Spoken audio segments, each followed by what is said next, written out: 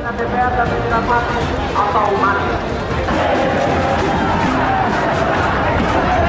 Saya memutuskan untuk menyatakan berhenti dari jabatan saya sebagai Presiden pada hari ini, Kamis 21 Mei 1998. Mundurnya Soeharto menjadi babak baru perjalanan bangsa Indonesia. Orde Baru tumbang, digantikan Orde Reformasi.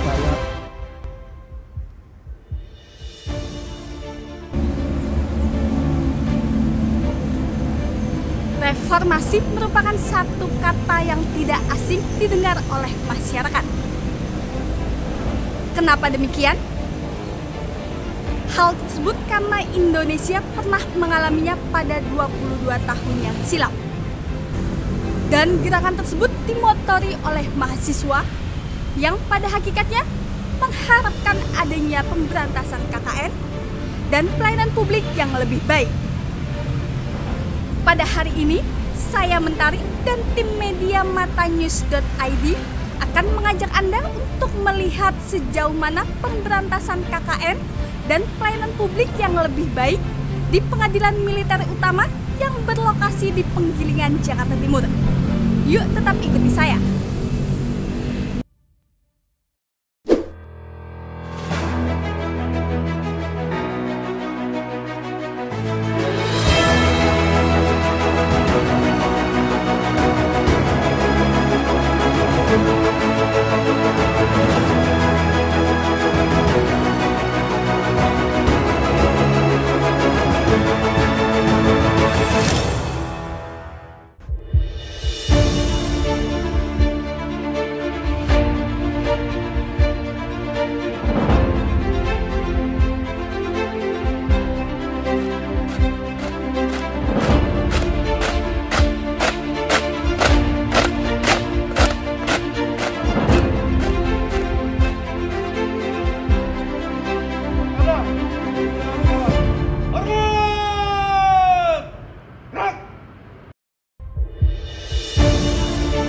Pagi ini kita menindaklanjuti kegiatan program CTI yang telah dicanangkan oleh pimpinan kita untuk bisa dilaksanakan sesuai dengan tujuan dari WBBK dan WBBM.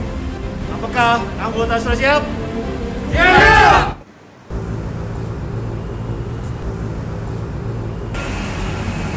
Pagi, Mbak. Selamat pagi, Bapak. Ada yang bisa saya bantu? Saya mau ketemu dengan Kepala Sekretaris Pengadilan Militer Utama, Bapak Brigjen TNI Catur Sulasdiarso. Silahkan lapor ke pos, Mbak, ya. Baik, terima kasih.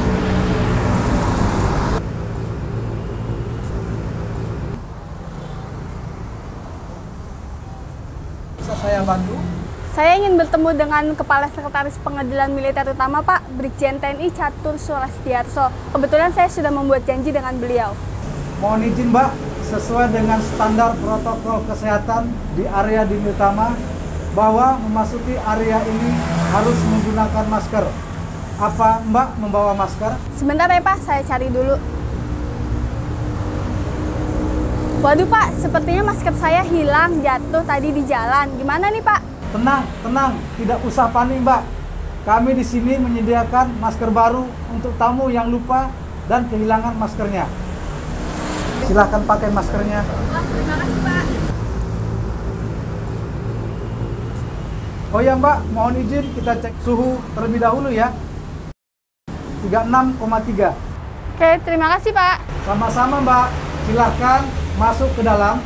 Nanti di sana ada tugas yang mengarahkan untuk bertemu Brigjen TNI Catur Sulasdiarso.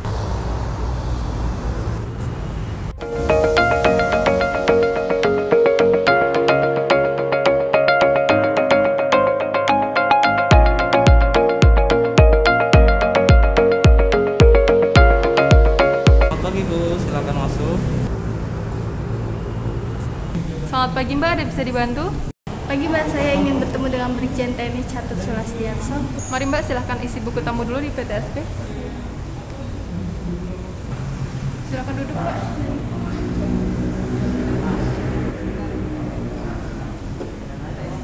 Selamat pagi, Mbak, ada yang bisa saya bantu? Pagi Mbak, saya Mentari dari media online Mata News ingin bertemu dengan Pak Catur.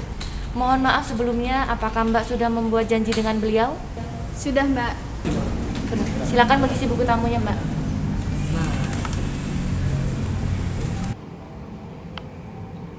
Mohon maaf Mbak, sebelumnya apakah saya boleh meminta kartu identitasnya? Terima kasih. Silakan dipakai Mbak.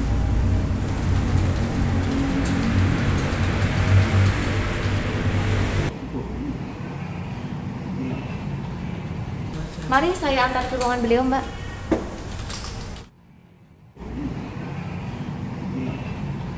Biasanya ini Mbak, Bapak itu jam segini lagi bersih-bersih ruangannya Mbak.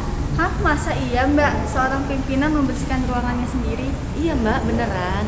Bukannya sudah ada cleaning service-nya Mbak? Memang sudah ada Mbak, bukannya Bapak tidak mempercayai cleaning service-nya. Tapi nih Mbak, beliau selalu berpesan kepada seluruh anggotanya kalau kita bisa melakukan pekerjaan itu sendiri, kenapa harus dilayani? Maka dari hal kecil itulah, kalau kita bisa melakukan semua pekerjaan itu sendiri, mengapa harus menunggu dilayani? Wah hebat ya, ini baru yang dinamakan reformasi birokrasi. Iya Mbak, mari saya antar Mbak.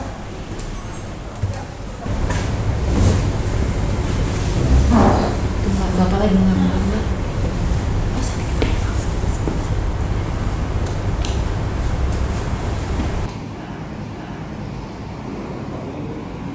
Selamat pagi Bapak. Hai Mbak Mentari. Apa kabar? Alhamdulillah baik. Cucu? Siap. Bapak, kok saya lihat Bapak bersih-bersih sendiri? Lah kalau yang bisa dilakukan, kenapa harus nunggu cleaning service? Ya kan? Tapi kan Bapak seorang pimpinan. Nah, justru itu. Pimpinan itu harus bisa menjadi teladan. Tidak harus dilayani, Mbak. Kalau kita kerjakan sendiri, ya kita kerjakan sendiri, ya kan?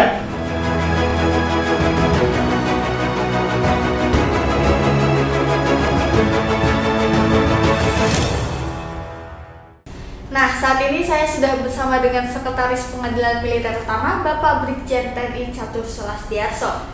Seperti yang kita ketahui sebelumnya, Pengadilan Militer Utama pada tahun 2019 mendapatkan predikat wilayah bebas korupsi. Nah, sekarang Pengadilan Militer Utama sedang menuju wilayah birokrasi bersih dan melayani. Mari kita kupas bersama apa yang sedang dan sudah dikerjakan oleh Pengadilan Militer Utama. Oh iya Pak, ngomong-ngomong saya pangling nih Pak sebenarnya. Dari tadi masuk tuh di depan petugasnya kelihatan serem-serem banget, tapi ternyata di luar dugaan saya, nggak kayak yang saya bayangin, ternyata lebih ramah gitu. Kalau boleh tahu nih Pak, resepnya apa sih yang dirubah sampai bisa jadi senyaman sekarang? Kau masuk dulu Mbak ya, biar enak jawabnya. Boleh Pak. Sebenarnya nggak ada, resep khusus nggak ada. Ya cuma melayani tulus hati aja. Masih berbicara soal perubahan nih Pak, saya juga penasaran sebenarnya rencana perubahan sistem pelayanan di sini tuh dimulai sejak kapan sih Pak? Gini Mbak, tanggal 18 Januari 2019 itu Keadilan Utama mencanangkan atau mendeklarasikan siap membangun zona integritas. Nah, sejak saat itulah Keadilan Utama membangun 6 area perubahan. Nah, memang usaha itu tidak mengkhianati hasil. Nah, itu terbukti akhir tahun 2019 Keadilan Utama meraih penghargaan atau predikat wilayah bebas korupsi, dan Keadilan Utama sendiri Dr. Mayor Jenderal TNI Dr. Agus Dhani Mandala Dikari mendapat penghargaan sebagai pelopor perubahan. Nah, tadi Bapak kan ada bicara soal 6 area perubahan. 6 areanya itu apa aja sih Pak? Boleh dijelaskan? Oke Mbak, jadi 6 area perubahan itu yang pertama adalah manajemen perubahan. Langkah awal yang Keadilan Utama lakukan adalah membentuk tim pembangunan ZI. Nah, setelah itu merumuskan dokumen pembangunan ZI dengan menentukan prioritas dan target-targetnya. Nah, yang tidak kalah pentingnya dalam pembangunan ZI di khususnya area 1 ini adalah merubah mindset dan culture set aparatur. Ya, caranya kita membuat tim penilai untuk menilai karyawan atau pegawai dengan kriteria tertentu. Nah, nanti akan terpilih 3 orang menjadi agen perubahan. Nah, itu kan tadi area yang pertama, Pak. Yang kedua apa ya, Pak?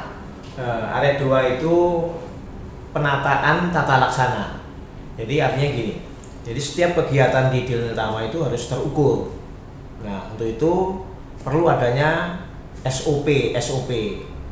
Nah, di samping SOP juga kita memanfaatkan IT, Pak. Nah, ini kan lagi masa pandemi COVID-19 nih, Pak. SOP yang diberlakukan itu gimana sih, Pak? Apakah ada perubahan atau seperti apa? Ya, tentunya ada dong, Pak ya. Kita menyesuaikan dengan protokol kesehatan. Contohnya kalau kita masuk Dil Niltama yang tadinya hanya masuk kemudian menyerahkan ini, sekarang harus mencuci tangan, diukur suhunya. Kemudian juga persidangan juga demikian. Ketika kita masuk dalam ruang persidangan masih memakai masker, tetapi nanti ketika bersidang itu masker dilepas tapi menggunakan face shield supaya pembicaraan hakim, terdakwa maupun auditor itu jelas. Ya, tadi area kedua, Mbak ya. Nah, yang ketiga itu penataan sistem manajemen SDM. Jadi kita selalu membuat perencanaan, Mbak.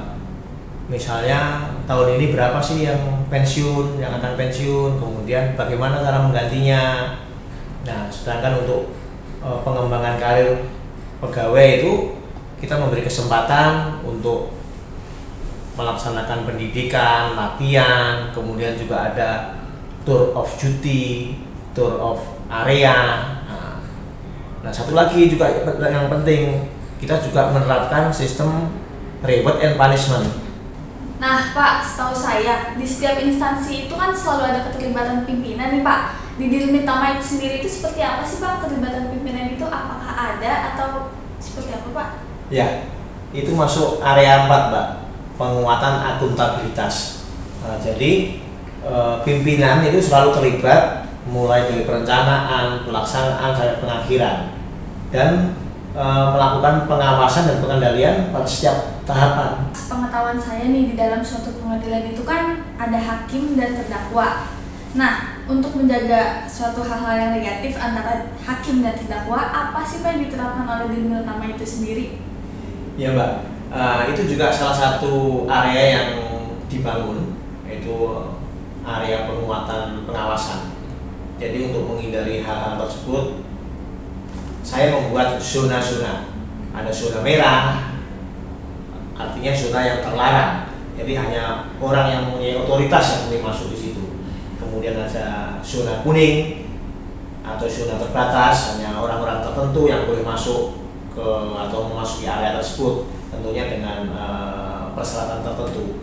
Kemudian yang ketiga itu ada zona hijau, boleh diakses oleh setiap orang. Nah, kemudian juga saya menyiapkan ruang tamu terbuka supaya ketika terjadi pertemuan itu setiap orang bisa mengawasi. Nah, selanjutnya juga setiap pengaduan baik yang datang maupun lewat email, lewat WA atau lewat sarana yang lain selalu kita tidak lanjuti itu, Mbak. Tadi kan Bapak nyebutin ada 6 area perubahan nih, Pak. Tapi Bapak baru nyebutin 5, ada area manajemen perubahan, penataan tata laksana, penataan sistem manajemen SDM, penguatan akuntabilitas, dan penguatan pengawasan. Nah, untuk yang terakhir nih, Pak, 6. Apa sih, Pak, area perubahannya itu? Iya, Pak. Yang ke-6 itu kita berupaya untuk meningkatkan kualitas pelayanan publik. Nah, saya sudah siapkan akses jalan untuk difabel dengan kursi rodanya. Kemudian juga kita siapkan toilet untuk difabel. Kemudian juga kalau ada pengunjung yang membawa anak kecil, kita siapkan area bermain untuk anak-anak. Termasuk juga kalau menangis itu ingin menyusu, kita siapkan ruang laktasi. Demikian juga kalau ada bapak-bapak, ibu-ibu yang ingin sholat, kita siapkan musola. Nah, kita juga siapkan walaupun kecil-kecilan itu, Mbak, kotak P3K. Siapa tahu anaknya atau siapa kesandung berdarah, ya kita obati Itulah Mbak, upaya-upaya yang telah Dirjen Tama lakukan dalam rangka membangun 6 area perubahan untuk menuju wilayah birokrasi bersih dan melayani. Semoga apa yang telah Dirjen Tama lakukan membuahkan hasil. Mohon doanya ya Pak. Terima kasih banyak Bapak atas waktunya. Semoga apa yang telah dicanangkan oleh pimpinan dan Pengadilan Militer Utama dapat sukses untuk menuju WBBM. Amin.